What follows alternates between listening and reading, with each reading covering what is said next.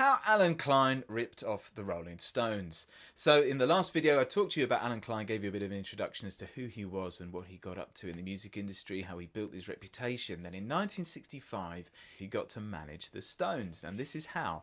Andrew Oldham was one of the two managers of the Rolling Stones in 1965. However, he was in rivalry with Eric Easton, the other manager, and so he wanted to push him out. So he used Alan Klein to push out Eric Easton, and this is how he did it. There were some manager mishaps, so Oldham approached Mick Jagger and got his approval to bring in Alan Klein to try and negotiate a new deal with the record company Decca.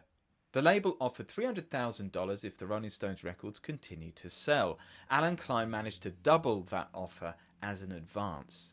However, within a year, Oldham was removed as the other manager and Alan Klein became the sole manager, and he managed to renegotiate the deal again, securing the Stones $2.6 million, making them better paid than the Beatles at the time, who were a bigger band. However, Mick Jagger, who had studied at the School of Economics in London, quickly became distrustful of Alan Klein. He noticed the ability of Alan Klein to insert himself as a profit participant in the group's ever-growing financial affairs. By 1968, Jagger was so concerned with what was going on with the finances that he actually hired a law firm to look into it. And Mick Jagger hired a personal financial advisor by the name of Prince Rupert Loewenstein. Then in 1970, a new contract needed to be negotiated with Decca, and at that point Mick Jagger announced a new manager would replace Alan Klein, and it would be Prince Rupert.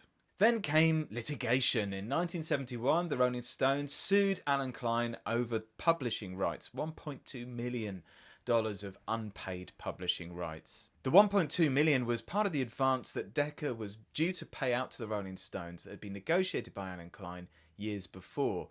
But as I said before, he would generally hold on to the money and profiteer from that and pay it over years in the future. Unfortunately for the Stones, they were unable to break their contract with Alan Klein at this point. Alan Klein held an additional $2 million of their money that was due to be paid over the next 15 years. Through the 70s, the Stones were forced to repeatedly go to court to negotiate payments for the royalties that were being held by Alan Klein. So they kept going back, legal action after legal action, payment after payment would come, but at a cost. In 1984, Jagger and Richards finally sued to break their agreement with Alan Klein's company. And the reason? Non-payment of royalties. A complex settlement was agreed which finally ended the litigation, and the Rolling Stones finally felt free of Alan Klein. So the Rolling Stones may have sung Sympathy for the Devil, but did they really have any sympathy for Alan Klein? Well, you've got some diamonds and you've got your pretty clothes, and the chauffeur drives your car. You let everybody know.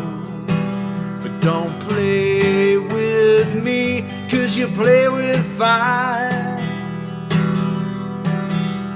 Your mother, she's an heiress, owns a block in St. John's Wood, and your father'd be there with her if he only would.